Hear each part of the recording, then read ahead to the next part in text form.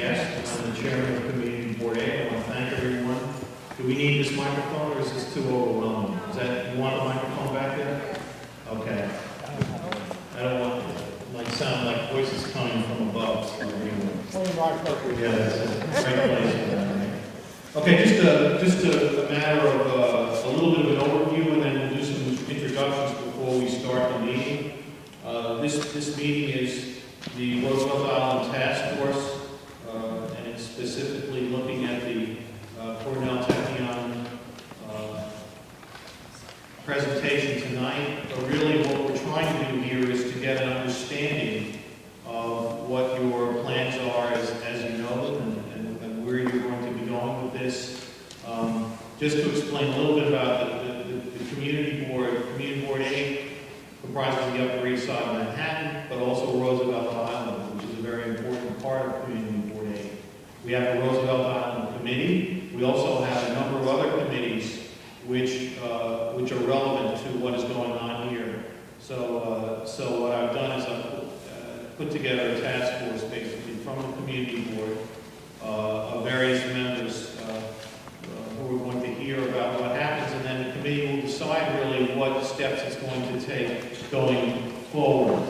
There will certainly be obviously a ULER process, which we will hear at our land use meeting at the appropriate time when that comes before us. But really the purpose of this committee is first of all to gather information, to try to really understand what's happening here. This is obviously a hugely significant project for Roosevelt Island, for the city, and I would argue for the country.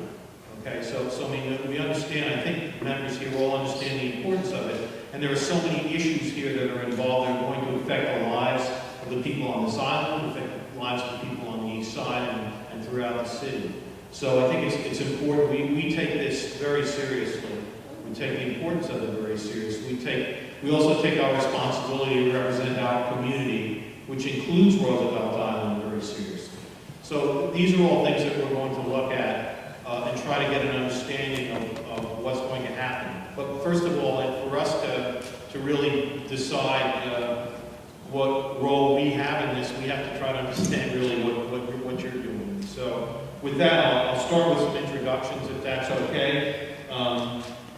We have Cathy Dove, who's here. She's VP, Vice President of Cornell NYC Tech Campus. Is that correct? And you're going to be doing the presenting tonight? I think so. Is that correct? Thank you very much for coming tonight and talking to us. We really appreciate that. We have Andrew Winters here also, who's a project manager, right? Yes. And then Pete, you're the consultant. You want to pronounce your last name, Pete? Crocodopoulos, is it? Yeah, government community. Okay. And so we're very happy to have you here. What I'd like to do briefly is just to have, I'm going to just go right, I'm going to go left to right. I want the community board members just to identify themselves, say who they are. If you can say what committee you're on, you don't have to, or how long you've been serving on the board. You don't have to say that either. But in any event, just so everyone knows who we are, okay? Nick Viest, chairman of the board, we have. Thank you and welcome, Cornell. My name is Jim Kleins. I'm the first vice chair. Jim is also the co-chair for this meeting, but to keep it simple, he let me run the meeting. So I said, you just tell me if I screw up. Go ahead. Marco Tamayo, I'm the resident of the island. Yeah, great. Hi, Terry Slater, co-chair of the Zoning and Development Committee. Great. Any other board members on this? I don't see any others. Okay, we'll move on. We'll start front. We'll go front to back. We'll start over here. Please, I'm a member of Community Board 8 Right. for a long time. I don't want to say how long. We won't make you say hello, Lee. Judy? Judy Schneider, co-chair of the Education Committee. Barry Schneider, 20-year member, co-chair of the Second Avenue Subway Task Force. I'm Larry Parnas. I'm a board member and a resident of the island. Jeffrey Escobar, junior member now of the no longer a freshman, Right. Community Board 8, and I'm also a Roosevelt Island resident. Right. Other members? Anybody else? Okay. There are a few members who couldn't make it tonight, so if we have any follow-up meetings, you may see some other faces and so on. But that's who we are, so everybody knows. Okay. So with that, I think the best thing to do is if you can start your presentation and we'll hear from you. Cathy, thanks again for taking the time to do this. Okay. So I know there was a call for the microphone. Are we okay without it? Will you just wave or something if you want it? As some of you know already, I'd like to walk around, and I hate standing behind a podium. So thank you all so much, especially Community Board 8 for allowing us to come and start this conversation. I do have a question. I see a lot of familiar faces. How many people were either at the town hall or have met in a similar forum already? Because at the risk of totally boring you, I'm going to go through a lot of what we did before, so bear with me because I want to make sure that everybody has heard the same baseline. But if you have heard us present before, you know I speak very quickly. So I'll try and get through the presentation quickly and really turn it into more of a Q&A than a canned presentation. So thank you very much. I want to thank Pete and Andrew, by the way, for coming today, and I want to tell you that this is Andrew's first day here. So be kind to us. We are thrilled to have him. He really is going to be the point person for the whole development project. He's fabulous, and please introduce yourself to him if you haven't at the end of the meeting. We're thrilled to have him here. So what I want to do is talk a little bit about the timetable of the project, remind most people, because I think in general this has been somewhat well publicized. Talk a little bit about the academic program, talk about our vision for the campus itself, and then, as I said, open it up to questions and answers and tell you where we are in the process. So under the heading of what a year it's been, I remind myself that in December of 2010, which was not that long ago, that was the first time I even heard about this vision from the mayor to create an applied sciences campus in New York City. We actually got a letter or somebody got a phone call or something. And this incredible vision has really taken hold and seems to have resonated across the city. It certainly has with those of us at Cornell. But that really came out in December of 2010. 1 year later, December of 2011, Cornell and our partners, the Technions, were selected to build this fabulous campus. So in the course of 12 months, this entire vision came together. So that's my way of saying this is very fast track for something of this magnitude. We are still very much in listening mode. We're still formulating plans. We still have a lot of faculty saying, really, how do we want to shape this curriculum? Meetings like this are very much helping give input to this entire campus. So we're still within a process. We by no means have all the answers, and that's one of the reasons why I like these meetings so much, because they really help inform that process. So I'm going to tell you a little bit about where we are and then take a step back and talk about the vision. I believe I mentioned this at the town hall. We will be located in temporary space between now and when the campus opens. The campus is not scheduled to open until the summer of 2017. We are very much going to be up and running long before that. So in about 2 weeks, actually, we're going to be announcing temporary space. It's very exciting to us, and that's all I can say. I'll be shocked if I say anything more. But we're going to be opening temporary space in Manhattan proper, and that will hold us through for the 5 years between now and when the campus here on Roosevelt Island opens. Between now and then, we have a lot to do. So I'll talk a little bit about the program. Andrew especially has a ton to do, working with all of you as well as everybody else that's going to work on the physical campus, and all that will be happening in parallel. So let me take a step back for a minute and talk to you a little bit about our vision. I get asked sometimes about the Technion, actually, and the Cornell vision, and how did we end up talking to each other about this vision. It's a bit of a funny story. When the mayor's request, it was actually a request for expression of interest, came out in December of 2010, Cornell went off and we said, how would we do this kind of thing? And I think it was due about 3 months after the request came out. And we put that together. Technion was one of those schools, among many others worldwide, top schools, that was asked the same question. They went and put their vision together. We both submitted these independently, never talked to the mayor's office. Fast forward, I think it was late spring, our provost happened to be at a conference, I believe it was in the Far East somewhere, I think it was in Hong Kong or something, and they started talking about this amazing vision that New York City had. And it turned out we had almost identical visions for the academic piece of this program. And that's what started us talking about a potential partnership, which we now have. Cornell is an amazingly strong institution. The breadth and depth of Cornell, some of you in this room know, in the hard sciences and the applied sciences, we're extraordinarily strong. We're strong in the humanities. It's a wonderful institution. I'm a little biased, but I think I can say that. One of the things we learned, however, we learned a lot through this process. We learned how strong our alumni are in entrepreneurship. So Cornell isn't always the first choice when people say, what are some of the schools that really graduate amazing entrepreneurs? We did a survey of our alumni as we were going through the proposal process, and it turned out our university is as strong as any at generating entrepreneurs, people in the tech sector and in other areas to create new startups. You see one statistic here, that our alumni created over 2,600 companies in the last 5 years. Part of why this campus is, we're so passionate about this campus is, our alumni tend to scatter everywhere. There's an interesting statistic which we realized as we went through this process, that our entrepreneurial type alumni, especially those in technology fields, are underrepresented in the 50,000 alumni in the New York metro area as in other fields. And basically what that says is to get their companies up and running, they're going elsewhere. So what a fabulous opportunity to start drawing this talent that we already have to New York City, and this campus will actually not grow, but will result in more alumni along these lines. So this is wonderful for Cornell, in addition to being for New York City. Technion is an amazing institution. The transformation of the Israeli economy over the last decades has been incredible. And the Technion is really at the heart of that. I have not been to their campus, but for those that have, I've been told that every major R&D company worldwide is now located within about a 20-mile ring of their campus. They attract this kind of activity. They're strong, and they're going to be a wonderful partner. So that's how this whole vision started. And what this little merger represents is our new campus on Roosevelt Island. So that red dot is on Roosevelt Island, if you squint a little.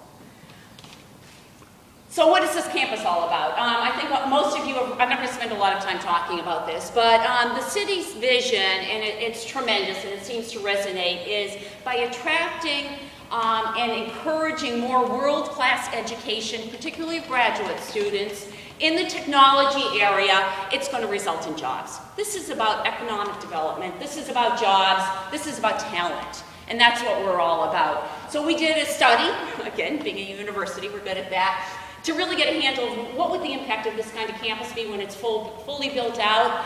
And we have a wide range here. I don't know whether it's at the low end or the high end, but it's going to be significant. The fact that we're developing all this talent that will stay in New York City, hopefully, that will either work in existing industries and strengthen them or create new jobs or attract companies to New York City because they want to be close to this talent, all of this results in thousands and thousands of jobs. So it's significant. As I mentioned, the whole goal here is economic development. Our job as a campus is to expand the talent pool. I'm already talking to companies who aren't located in New York City who are saying, you know what, with a campus like that, maybe we do want to start moving and thinking about moving an office into this general area. And so that's what our role is going to be, is expanding the talent pool and helping make those connections to existing industry and future industry so that everybody succeeds. So, what is the campus all about? It's a graduate campus, as again, most of you in this room who are now totally bored because you've heard this several times, have heard it's a graduate campus. So we will have master's degree students and PhD students. There will be more masters than PhDs. There will be some undergraduates that come and visit the campus. They may do a project or an internship, but the only degrees will be graduate degrees. It's going to be a very different academic environment in a program than we have in other areas. So while students will get traditional degrees, with the exception of one I'll talk about in a minute, so a student may get a Master's of Engineering, an ME degree in Computer Science. They can get that in Ithaca now and in many other schools. This one is really going to be applied in its focus. So it's that connection with industry, it's the emphasis on project, it's the fact that every student will have an industry mentor here in New York City. It's those nuances. There will be an entrepreneurship and a business element to the program. It's the work around there that will make this a different program in many ways than an ME would be in Ithaca. So we really believe that some students will want to get their degree program in Ithaca and in other good schools, and other students will want this kind of thing. There's also going to be a new degree program down the road with the Technion, and that will be a dual degree program, and that will be a whole new kind of degree program. So the ones I'm talking about are fairly traditional ME and PhDs. And the new dual degree program is really going to be connected to this. These are what we're calling our academic hubs. So when taking you back to when I started, and I said Cornell and Technion thought about these academic programs independently, but had a similar vision, the picture was almost identical in both universities. And for those of you that work in universities, this will look different than a traditional school. For those of you that don't, the way universities tend to operate are in colleges and in academic departments within the colleges. This campus is not going to have departments. Instead, we think it's critically important that we be agile and that we be very connected with those industries in New York City that will benefit from this tech focus. And so we have what we call hubs. And these are the first 3 hubs that we think will happen, but these may change over time. They may not be relevant in 20 years.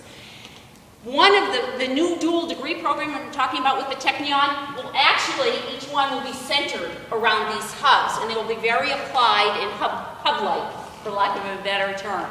So that's the last set of degree programs that will be coming down the road when we get the proper approvals and the accreditation.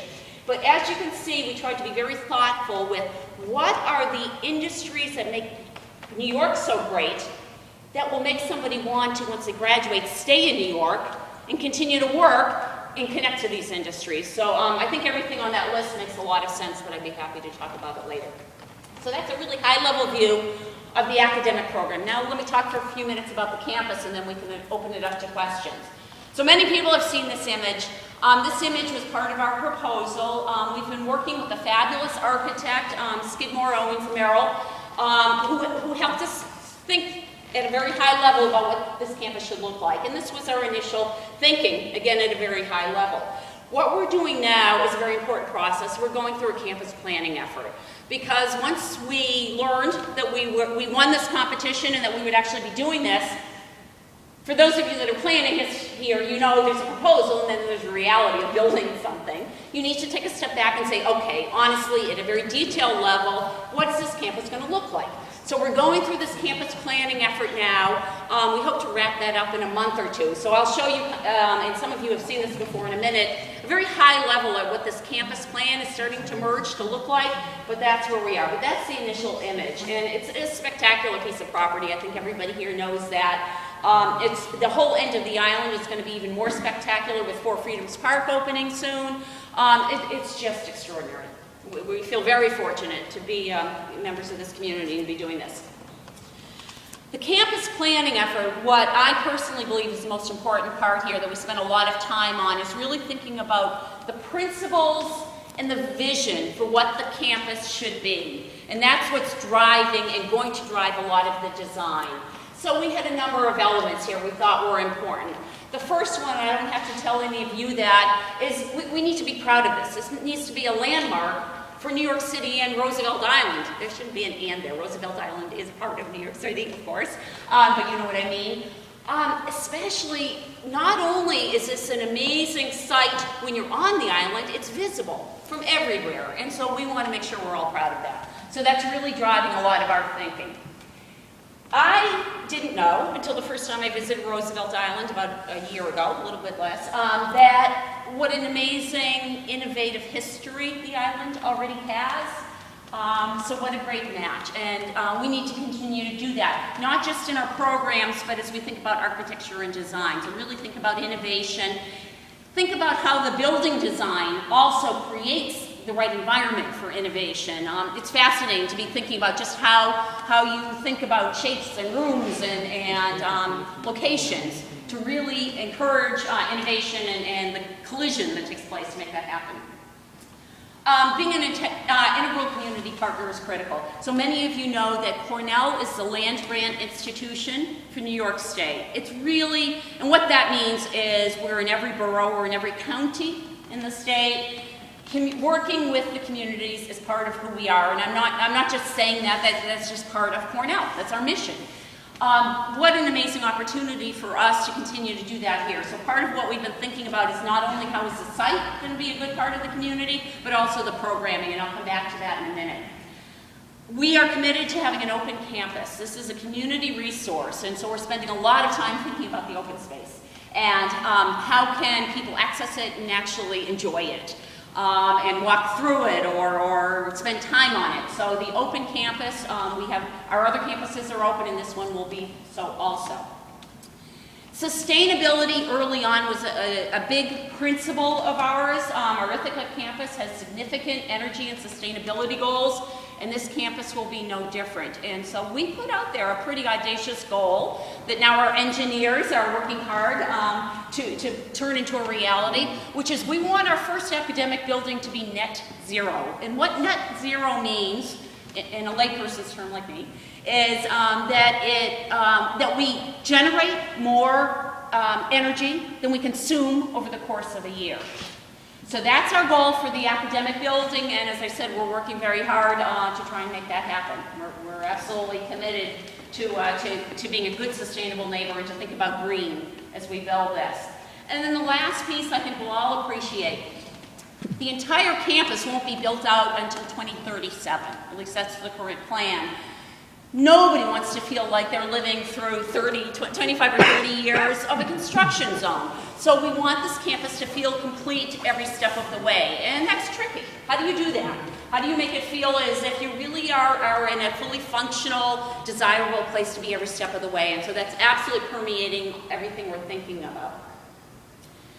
So this is, and I've shown this before, this is not an architectural rendering in any, this is not eye candy yet, it's not a pretty picture. But what this is our current thinking about what the site will look like. And frankly, I think this is the core of everything. Tomorrow morning, actually tonight if you want to get online, but tomorrow morning in the New York Times you'll see the first announcement for the architect, I'm sorry, not the first, an announcement for the architect of the first building, the iconic academic building. Critically important to us. We will have many architects over the course of the years. That's what campuses do. You want to bring in creativity and new ideas. But what our campus plan is we want to set enough vision out there so that each architect can kind of walk in and say, I get it. I get what the feel of this campus should be. I get the interrelated pieces. I get the open space. And so that's why we're spending so much time on the campus plan. So I don't know, yeah, okay, so let me talk a little bit. I'm going to talk a little bit about this, and then I'm actually going to wrap up and open it up for questions. But our thinking, how this campus will evolve over time, I mentioned at the beginning of the talk that the first phase will open in 2017. That will be the first academic building. It may not be rectangular, but we're going to build north to south. So you'll see activities starting at the north end. And so the academic building will be somewhere around here. And it will be somewhere around 150,000 square feet.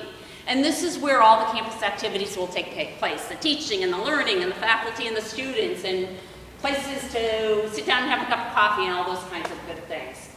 In addition to that, we're committed to building what we're calling a partner co-location building. It is critically important to us that we start attracting industry and companies and emerging companies to the campus to work with us, to interact with the students, to interact with the faculty. That's how great ideas happen. And so that second building, which will also open at the same time, is the partner building. And that will also be at about 150,000 square feet. Those two buildings are going to happen then. We're also considering a residence hall. Now remember I said this is a graduate campus, so these are apartments for faculty and students and some staff, not dormitories. These are apartments, okay? And so this would not house 100% of the population, but could house a fair number. And we're still working through a little bit how big it would be. The last piece I would personally love to see when we first open that we envision is an academic conference center hotel. Again, I think this would bring a level of vibrancy, workshops and meetings, and just to attract people to the campus to have the kind of activity that you want on a campus. And most campuses do have this kind of activity. Again, that's not definite that we'll do that in 2017, but it's something that we're looking into.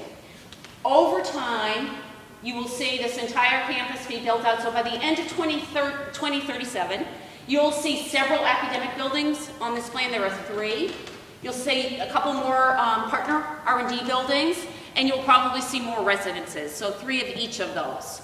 So that's the overall plan over time. When we look at the campus itself, we really tried to reflect in our current thinking about a master plan a lot of the island's history. So I talked a lot about open space. I talked a little bit about respecting, actually I didn't talk about it, respecting the views and thinking about this as a river-to-river kind of view. So we want to make sure there's a lot of community and open space on both sides of the river, that people could really kind of take advantage of that. We respect the fact that there should be view corridors, so that if you're on one side, you can see through and really get a sense of the remarkable site. We also have something we're calling now the Tech Walk, which is a way to go from north to south on kind of a spine. And that is a reflection of Main Street. Main Street kind of goes right down the middle of the island, as you all know, and we thought it's really important to replicate that kind of thing here on the campus. So you can get off the tram or the subway. If you're going to the park, for example, you can get off, you can kind of enter the campus, you can meander through here, maybe there's a coffee kiosk, maybe there's a fountain there, I don't know, and you can exit up here and go on to the park. So that's how our campus planning is emerging. And as I said, in another month or two, we should have this in good shape, and I'm excited to share it with people. So what are we doing right now? I think all of this is obvious. In addition to talking to groups like this and getting input and hearing from folks, we are going to announce our temporary campus location in about 2 weeks, and we hope to be in there soon. The academic program is going to begin immediately. We're not waiting 5 years to do that. And so we will have some Ithaca-based students join us on the temporary campus this fall. We'll enroll students for 2013 that will be specifically enrolled for New York City. These will be master's degree students. My colleague, Dean Huttenlocker, is talking to world-class faculty about having them start soon, so we're getting tremendous interest from faculty all over the place. We're refining the campus plan, as I mentioned. We're hiring. Andrew is our 4th employee. We're so glad to have him here. So like any good startup, we've gone from 2 employees to 4 employees in the course of a month. It's great. And as I said, we're continuing to solicit input and keep the community informed. The one other thing I will mention that I don't have a slide for, that some of you know, and I'm spending quite a bit of time thinking about, is this community connection. So I mentioned Cornell being a land-grant institution. As we were putting our proposal together, one of the things that we really gave some serious thought to is, how else should we give back to New York City if we have this fabulous campus here? And the area, we will do different things. There are lots of ways we can work with the community, but one thing I want to mention is think about K through 12 and STEM education, which is science and technology and math education, and how important that is in every community. And so over time, as we have a large number of graduate students here and fabulous faculty, it's only a natural for us to engage with New York City schools on STEM education. And so right now we're putting our plans together on how do we do that. We have lots of ideas, and I welcome thoughts on that.